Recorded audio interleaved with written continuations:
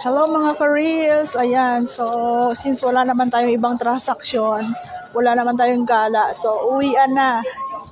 So pauwi na si Konyang and meron akong binili, ayan, so ayan, bumili ako ng tuyo.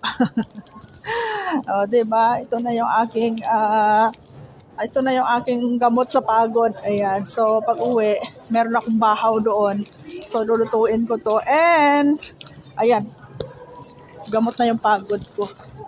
Bulong sa kapoy. Uga.